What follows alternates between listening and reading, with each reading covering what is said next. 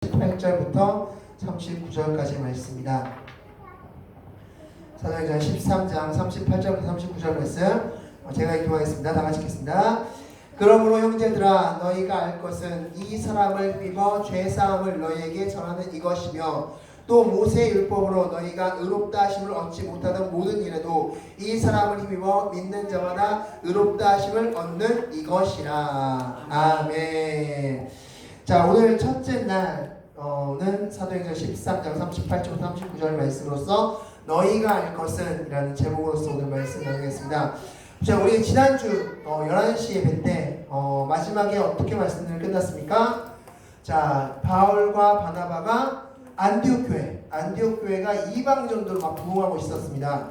그러자 예루살렘에서 바나바를 파송했습니다. 목사님이라고 불릴 수 있는 바나바를 파송했고, 바나바가 혼자 가지 않고 다소에서 쉬고 있었던 예수님의 명령을 기다리고 있었던 바울을 데리고 안디옥으로 갔습니다. 그리고 그곳에서 무엇을 했다고 말씀드렸습니까? 1년 동안 그들을 위해서 성경 공부를 했습니다. 즉 이방인들이 하나님께 왔을 때 그들을 1년 동안 가르쳤습니다. 예수님이 누구인지를 1년 동안 열심히 가르쳤습니다. 그래서 그들이 무엇이라고 불렸다 성경 말씀하고 있습니까? 그리스도인이라고 불렸다라고 말씀했습니다. 자, 그리고 나서 드디어 바나바와 바울이 성령님의 말씀에 따라 따로 세워둔 후에 드디어 선교를 떠나게 되었습니다. 자, 그 중에 오늘 이 13장은 1차 선교 여행 이야기입니다. 1차 선교 여행. 그 1차 선교 여행의 도착지는 바로 피시디아 안디옥이라는 지역이었습니다. 자, 이 피시디아 안디옥이라는 지역에 무엇이 있었냐? 바로 회당이라는 곳이 있었습니다. 이 회당은 이스라엘이 포로기 때 그때 각 지역에 흩어져 있을 때 그들이 하나님께 예배하기 위해서 세운 것이 바로 회당이라는 장소였습니다. 이 회당은 성인 남자 10명, 유대인 성인 10명만 모이면 세울 수 있는 곳이 회당이라는 곳이었는데, 이 회당에는 한 가지 규칙이 하나 있었습니다. 바로 외부에서 누군가 왔다. 외부에서 누군가 오면 그 사람이 원하면 맨 마지막 순서로 그 사람이 앞에 나와서 자기가 하고 싶은 말을 할 수 있는 기회를 줍니다. 그게 회당의 규칙이었습니다. 자, 바나바와 바울이 피시디아 안디옥 지역에 회당에 갔습니다. 자, 회당에 갔어. 이제 그 뒷자리에 앉았겠죠. 뒷자리에 앉아서 기다리고 있었고, 그 회당의 주인이 바울과 바나바를 딱 보고 나서 혹시 하고 싶은 말 있으면 앞에 나와서 하셔도 좋습니다 라고 이야기하니까 바나바와 바울이 앞에 나옵니다. 그리고 나서 말씀하는 게 13장 전체의 말씀을 지금 이제 바울이 하고 있는 겁니다. 피시디아 안디옥에서 말씀하고 있는 건데, 자, 바울이 권할 말이 있으면 말하라 라고 하니까 바울이 무슨 말을 했냐면 13장 23절 말씀 보면 이 사람의 후손에서 구주를 세우셨다라고 말씀하고 있습니다. 여러분, 여기서 이 사람은 누굽니까? 바로 다윗이죠. 다윗. 예. 다윗의 후손에서 구주가 나셨다라는 걸 이야기합니다. 즉 예수 그리스도는 구약시대 때 예언되었던 다윗의 자손으로부터 구주 메시아가 나타날 것이야 라는 그 메시지의 주인공이다 라는 것을 바울이 이야기합니다. 자, 그러고 나서 이제 바울의 말씀의 핵심이 무엇이냐? 13장 30절 말씀인데 이런 말씀도 제가 읽겠습니다.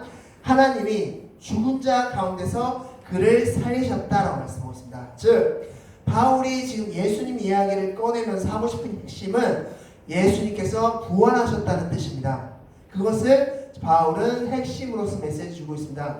왜냐하면 예수님이 그냥 십자가에 달려 죽으셨다는 것으로 끝났으면 훌륭한 한 인간의 죽음으로서 끝날 수밖에 없는데, 예수님께서 부활하셨다는 것은 예수님께서는 이 평범한 인간이 아니다라는 것을 증명하는 사건이기 때문입니다.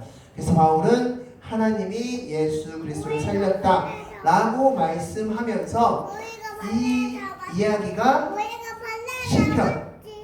시편에 예언되어 있음을 말씀하고 있는데, 이 시편에 예언되어 있는 게 어떤 말씀이냐? 시편 16편 10절 말씀에 예언되어 있습니다. 어떤 말씀이에요? 이런 말씀입니다. 주의 거룩한 자를 멸망시키지 않을 것입니다 라는 말씀이 있습니다. 즉 하나님께서는 주의 거룩한 자를 멸망시키지 않는다라고 말씀하는데, 여기서 멸망시킨다는 것은 죽인다는 의미다. 썩힌다는 의미입니다.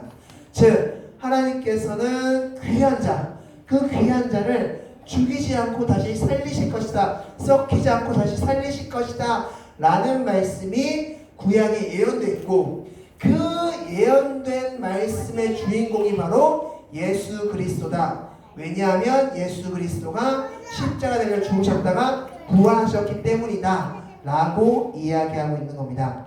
그리고 나서 이 예수님의 부활을 증명하고 나서, 증거하고 나서 예수님은 구약에 예언된 대로 부활하셨다는 것을 말씀하고 나서 한 말이 38절 39절 말씀입니다. 38절 다시 한번 읽겠습니다. 그러므로 형제들아 너희가 알 것은 이 사람을 믿어 죄사함을 너에게 전하는 이것이며. 아멘. 자, 그러므로 예수님께서 부활하셨기 때문에, 예수님께서 구약의 예언대로 부활하셨기 때문에 너희가 알아야 될 게 있다라고 말씀하고 있는 겁니다. 자, 이 알아야 될 게 두 가지가 무엇이냐? 첫 번째는 예수 그리스도로 말미암아 죄사함을 받을 수 있다라는 사실입니다. 예수 그리스도로 말미암아 죄사함을 받을 수 있다는 사실을 너희는 알아야 돼 라고 이야기하는 겁니다.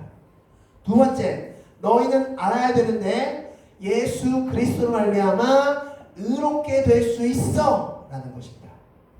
구약의 율법으로서는 할 수 없었던 의로움이 예수 그리스도로 말미암아 할 수 있게 되었다 라고 이야기하고 있는 겁니다. 이것을 너희가 알라라고 말씀합니다. 자, 오늘 말씀의 결론은 이것입니다.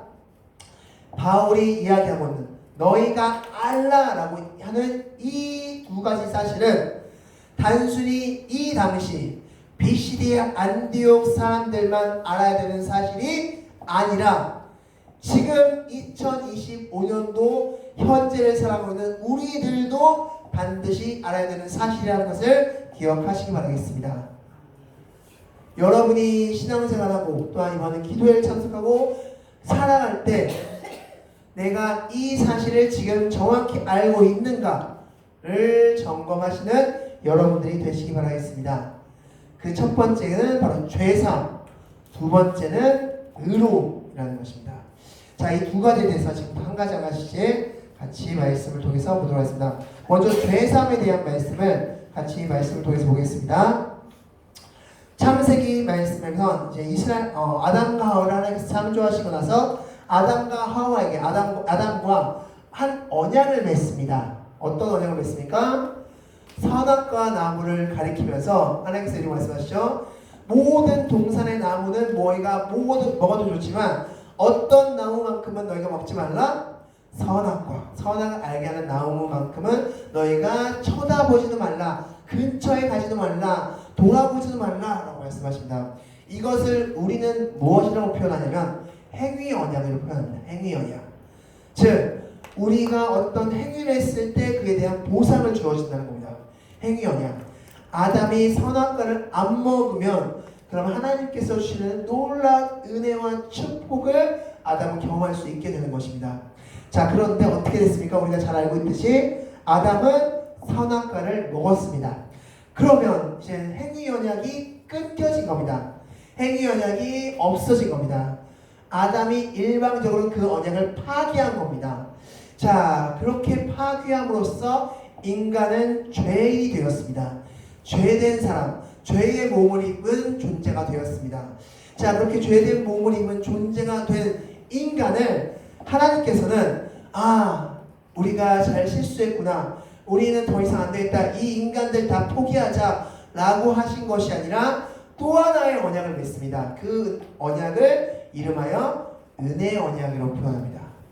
이것은 행위 언약과 다르게 하나님의 일방적인 은혜로 이루어진 언약이라는 뜻입니다.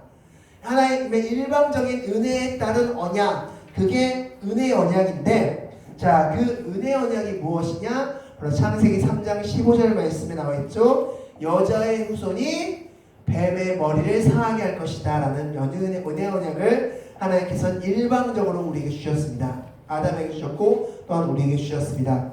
자, 그 은혜 언약을 좀 더 구체적으로 살펴보면 하나님께서는 이 모든 것을 다 계획하셨습니다. 예수님께서는 이 모든 것을 다 실행하셨고 성령께서는 이 모든 것을 다 적용하셨습니다. 그런 언약을 지금 누구랑 맺으신 겁니까? 인간과 맺으신 겁니다. 아담은 인간의 대표죠. 그러니까 인간과 하나님과 언약을 맺은 겁니다. 은혜의 언약이라는 명칭으로서 그 언약을 맺은 겁니다. 자, 그렇게 은혜 언약을 맺고 나서부터 하나님은 계획하신 그 일을 예수 그리스도를 통해서 실천하셨고 그 실천된 것을 성령님은 예수님을 믿는 자에게 모두 적용시켜 주셨습니다. 그게 바로 죄사함이라는 것입니다. 즉 죄로 인해서 행위 언약이 깨어진 인간이 그 죄의 문제를 해결할 수 있는 방법을 은혜 언약이라는 방편으로 우리에게 주신 것입니다. 너희가 해결할 수 없으니 너희가 죄를 지어서 해결할 수 없으니 우리가 그냥 일방적으로 은혜를 줄게 언약을 맺을게 라고 해서 주신 게 은혜 언약이고 그 은혜 언약을 통해서 우리에게 죄사함이라는 약속을 해주셨고 그것을 실천해 주셨다라고 말씀할 수 있는 겁니다. 바울은 지금 그걸 얘기하고 있는 겁니다. 즉 예수 그리스도로 말미암아 죄사함이 왔음을 너희는 알라라고 말씀하고 있는 겁니다. 예수 그리스도로 말미암아 죄사함이 왔음을 너희는 알지어다라고 말씀하고 있는 겁니다. 즉 우리가 기억해야 될 것은 우리가 죄사함을 받은 근본적인 이유는 무엇 때문이다? 은혜 언약 때문이다 라는 것입니다. 은혜 언약으로 해서 하나님께서 계획하시고 예수님께서 실행하시고 성령께서 적용하셨기 때문에 우리는 죄사함을 받게 되었다. 그래서 38절 말씀 보면 이렇게 말씀하고 있습니다. 그러므로 형제들아 너희가 알 것은 이 사람을 힘입어 죄사함을 너에게 전했다라고 말씀하고 있습니다. 즉 예수 그리스도를 말미암아 우리에게 죄사함을 전했다라고 말씀하고 있습니다. 이것을 너희는 알라라고 말씀하고 있습니다. 두 번째, 의로움에 대해서 또한 너희는 알지어다라고 말씀하고 있습니다. 자, 요한복음 1장 12절 말씀 보면 하나님의 자녀가 되는 권세에 대해서 말씀하고 있습니다. 자, 그런데 우리는 하나님의 은혜 안에 있는 자들인데 왜 우리는 자꾸 죄 가운데 넘어질까? 라는 것입니다. 왜 자꾸 우리는 죄 가운데 넘어질까? 자, 그것은 두 가지의 로서 나눠서 생각해 볼 수 있는데 첫 번째, 우리가 예수 그리스도를 믿으면 어떤 문제가 사라진 겁니까? 원죄가 사라진 거죠. 우리가 예수 그리스도를 예수 그리스도께서 내 죄를 사하셨음을 믿는 그 즉시 원죄는 사라집니다. 그런데 우리 안에 또 다른 문제가 있습니다. 무엇이 있습니까? 자범죄 문제가 있죠. 우리는 죄된 육체를 가지고 있기 때문에 우리는 늘 항상 죄 가운데 살 수밖에 없는 여전히 하나님의 자녀임에도 불구하고 우리는 죄 가운데 살 수밖에 없는 그런 존재인 것입니다. 자범죄라는 문제가 있는 것입니다. 그렇다면 하나님의 자녀가 된 우리 하나님의 구원을 받은 우리가 이 자범죄의 문제를 어떻게 해결할 수 있는가? 이 자범죄의 문제를 완전히 해결할 수 있는 방법은 무엇입니까? 바로 영화되는 방법. 바로 우리가 죽어서 이 육신이 썩고 바로 영적인 존재가 되는 방법밖에 없습니다. 그러면 그 전까지 우리는 육체를 입고 있는데 이것을 어떻게 하면 해결할 수 있는 것인가? 그것은 크게 두 가지로서 말씀할 수 있습니다. 바로 칭의라는 것입니다. 그것은 우리를 의롭다고 하나님께서 여겨주심으로써 우리는 그 문제를 해결할 수 있다라고 할 수 있습니다.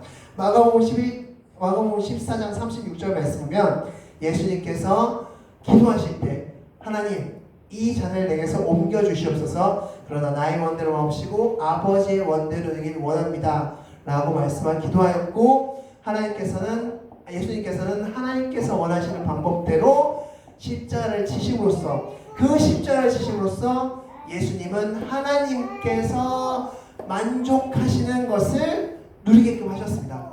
하나님께서는 예수님의 그 행위가 만족스러우셨고 그 만족스러움이 누가 한 것으로 하나님은 바라봐 주시는 겁니까? 내가 한 것으로. 그게 바로 칭의죠. 의롭게 칭해 주시는 겁니다. 그래서 우리는 그 의롭게 칭해 주시는 그 은혜를 힘입어서 우리는 죄 가운데 빠지지 않을 수 있게 되는 것입니다. 그게 바로 칭의의 은혜인 것입니다. 우리는 칭의의 은혜를 통해서 육신을 입고 죄 가운데 살 수밖에 없는 우리들이지만 칭의의 은혜로서 우리는 죄 가운데서 멀어질 수 있는 하나님을 닮아가는 그런 자가 될 수 있다라고 말씀할 수 있는 겁니다. 두 번째로 견인이라는 신학적인 용어가 있습니다. 이것은 하나님이 은혜로서 우리를 이끌어 주신다라는 뜻입니다. 즉 로마서 8장 30절 말씀 보면 의롭다 하신 그들을 또한 영원롭게 하신다라고 말씀하고 있습니다. 하나님께서는 한 번 택한 자들을 하나님의 의로움으로 끝까지 이끌어 주신다라는 것입니다. 하나님께서는 한 번 택한 자는 결코 포기하지 않으시고 끝까지 이끌어 주신다라는 것이 바로 견인이라는 신학적인 용어인 것입니다. 즉 우리는 죄를 지을 수 있는 육체를 입었지만 그 죄를 지을 수 있는 육체를 하나님께서는 견인을 통해서 하나님께로 이끌어주시고 보호하시고 지켜주시고 인도하시고 가르치시는 은혜의 역사를 우리에게 허락하신다. 그럼으로써 우리는 죄 가운데 넘어지지 않을 수 있다는 것입니다. 그게 바로 하나님이 자녀로서 주시는 특권이다라고 할 수 있는 겁니다. 그래서 오늘 본문 말씀은 이렇게 말씀하셨죠. 39절 또 모세의 율법으로 너희가 의롭다 하심을 얻지 못하던 모든 이되고 이 사람을 힘입어 믿는 자마다 의롭다 하심을 얻는 이것이다 라고 말씀하고 있습니다. 즉 앞서 우리 11시부터 말씀드렸죠. 모세의 율법으로 우리 의롭다 하심을 얻을 수 있습니까? 없습니다. 모세의 율법은 단지 내가 죄인이라는 것을 깨닫게 해줄 뿐입니다. 너가 죄인이야 라는 것을 우리에게 깨닫게 해주는 게 모세의 율법의 역할입니다. 우리를 의롭게 칭의 그리고 견인의 삶을 살게 해주시는 분은 오직 예수 그리스도밖에 없다는 사실을 기억하시기 바라겠습니다. 그것을 너희가 알라라고 말씀하시는 겁니다. 바울은. 즉 바울은 너희가 예수 그리스도를 알아야 되는데 그 중에서도 꼭 기억해야 될 알은 무엇이다? 첫 번째, 예수 그리스도로 말미암아 죄의 사함을 받았다라는 사실을 알아야 된다라는 것입니다. 그것은 은혜의 언약이라는 큰 언약을 통해서 우리는 그런 은혜를 누릴 수 있다. 죄의 사함의 은혜를 누렸다라는 사실을 너희가 알아야 되고, 두 번째, 너희는 의롭게 되었다는 사실을 알아야 되는데 그것은 하나님의 칭의 그리고 하나님의 견인을 통해서 너희는 의롭게 되었다는 사실을 알아야 된다라고 말씀할 수 있는 겁니다.